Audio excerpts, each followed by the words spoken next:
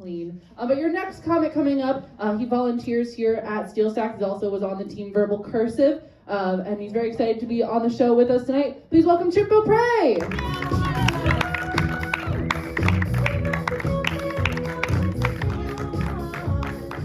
Hey everybody. Well, this is a real honor for me to be here tonight. First of all, Halloween is almost here, so happy Halloween. Harvest. It's been 5 years since this guy was here. David Pumpkin. Yep. You don't know David Pumpkin? You don't know who David Pumpkin is? Wow. No, I don't. I'm old. Well, you'll have to check it. You have to. Yep. All right, I gotta show you that. So you should definitely check it out. Check out the sketch on YouTube. It's really funny. But really looking forward to doing this. Just a heads up, I do tend to pause and whenever I'm thinking of something to say, so please bear with me, okay? So I'm ready when you are. All right. Shall we? Let's do this. Okay. Lemon flavored candy. Oh, lemon flavored candy. I really enjoy candy. So as a kid, I loved to go trick-or-treating. Probably my most favorite kinds of candy are definitely the Hershey's bars and the Reese's peanut butter cups. Yep. And I always like to dress up. There were a couple of times where my dad actually made a couple of costumes for me. There was this one time I went trick-or-treating as Thomas the Tank Engine. He actually, it was actually really funny. It's actually funny. So he actually made this costume out of cardboard boxes. And this was the costume. Here's Thomas's head. This was like this tall. And it was really hard for me to walk. I could barely see where I was going when I was trick-or-treating because I was on the sidewalk and trying to make sure I wasn't like stepping on any trips or anything. So, but my dad was very creative. He also made there was also Halloween where he made a SpongeBob costume out of cardboard box, but I was able to see, by the way, and it was very like a face hole, and yeah, definitely did a good job with his square pants too. Could you hide candy in the square pants? No, I didn't. Good thing to think about for next time. I think when I had the Thomas the Tank Engine, I tried to put my candy on top of it, but it would just keep slipping down. Can't have that. Yeah. Have you ever considered revisiting childhood costumes? Like, would you do that again? If there were adult versions of costumes, I would. Okay. Yep. How adult?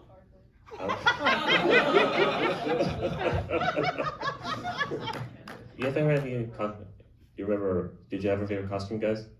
Do you? I mean, mine's selfish because I was super cute, so my mom tells me.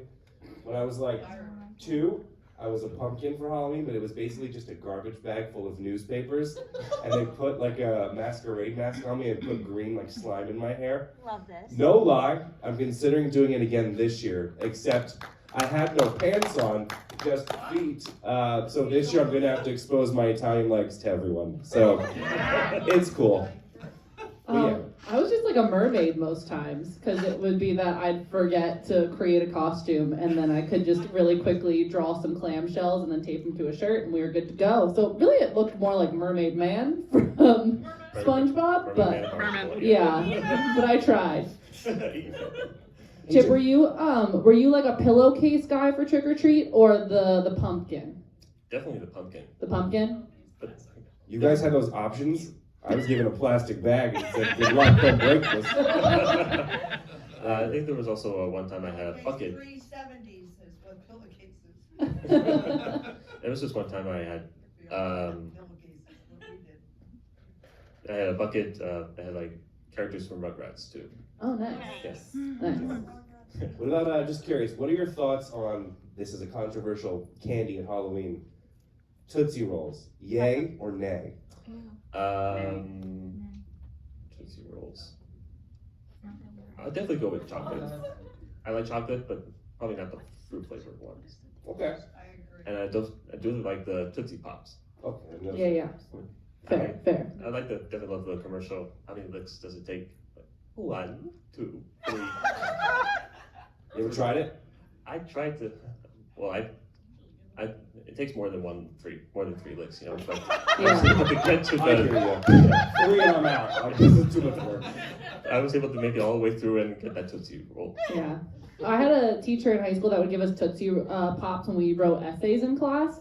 And the one I got the one time had this big like dent in it, and I was like, okay, that's fine, I don't really care. But I put the whole thing in my mouth, and then I went to pull it out, and a huge glob of saliva came out and dripped onto my test. And I just had to turn that in and pretend nothing was wrong. But, Wow. yeah. Pre-COVID. I'd like to get the next suggestion, please. All right. All right. Next up, we have vampires. Vampires. Wow. Vampires have become very popular in recent years. We have the Twilight books and the movies, and there have been quite a number of vampire movies. But to me, I'm more of like a werewolf guy. Yeah? Werewolf guy? Yeah. There are a few movies that I do enjoy, like An American Werewolf in London, and No also, taste. and as a kid, there was this video that I really enjoyed was Alvin and the Chipmunks Meet the Wolfman. Yeah. Yeah.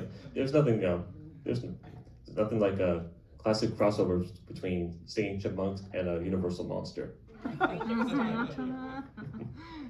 So, you guys more like book monster, or are you mostly like you love a vampire, or werewolf, or Frankenstein, whatever?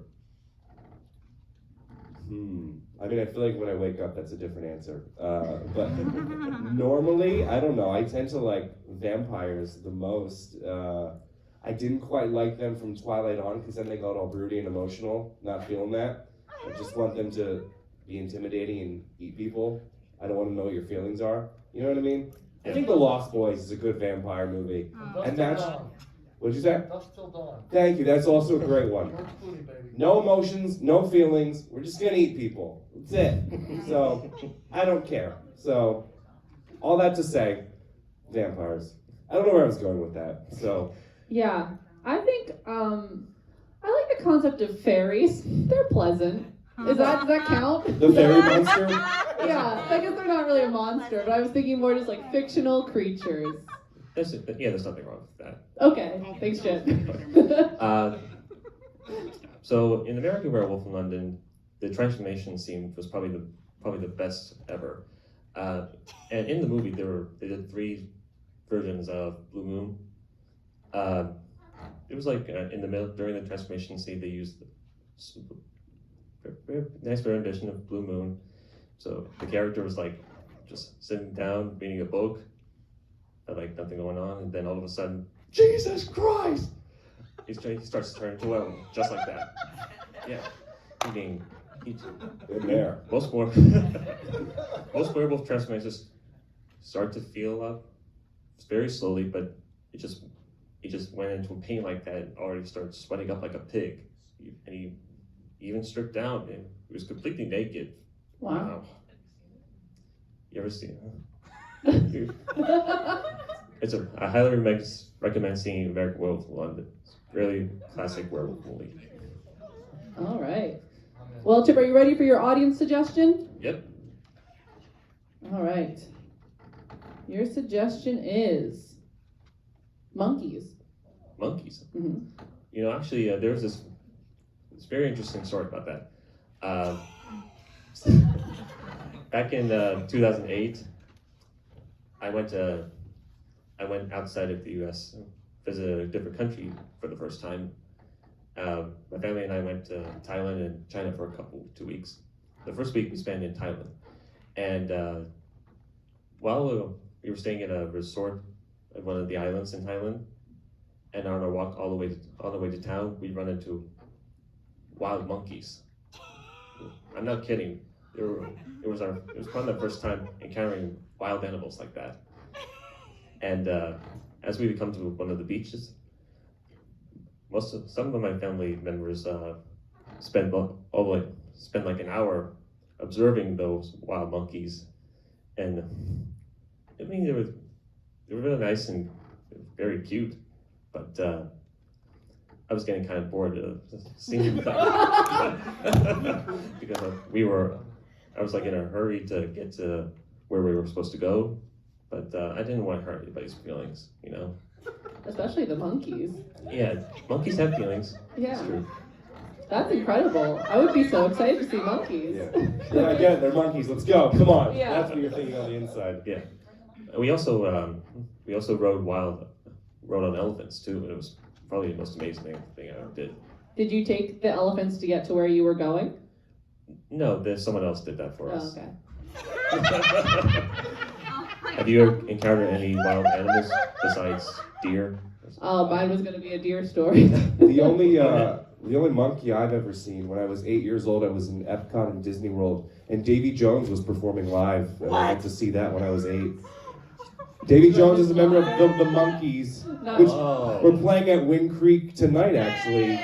I didn't get to go because, well, my mother picked my other brother to go, so. But I got to see Air Supply last night, so it's cool. Anyway, all that to say, the first concert I ever went to was to see one of the Monkees, Davy Jones. Cool. I've never seen an actual monkey, so Never? Not at the zoo? no, that's a lie. Six Flags Safari. You drive through that, they come up to your thing and like throw shit at your windows and all that. And, Wow. yeah, it's fantastic. And what was your deer story? One time I was running really fast through the yard, and also a baby deer was running really fast through the yard, and we ran into each other, and it was scary for both of us. Oh. But we were both fine. So that's it. Did you have venison that night? No. In Bangor, we would have. My in my neighborhood where my mom lives in Alberta, it's a deer country, so there tends to be every once in a while there'd be wild deer walking around in our mom's house, even on the roads where not far from my mom's house. Yeah, Yeah, they're everywhere. yeah. Just had to be careful not to run into any deer on the road while you're driving, especially at night. Yes. Free eats. That's A what good public service announcement for all. Stay safe. Watch out for deer. All right, Chip O'Brien, everyone! Yes. Oh, Just let this play for 2 minutes. Nobody's saying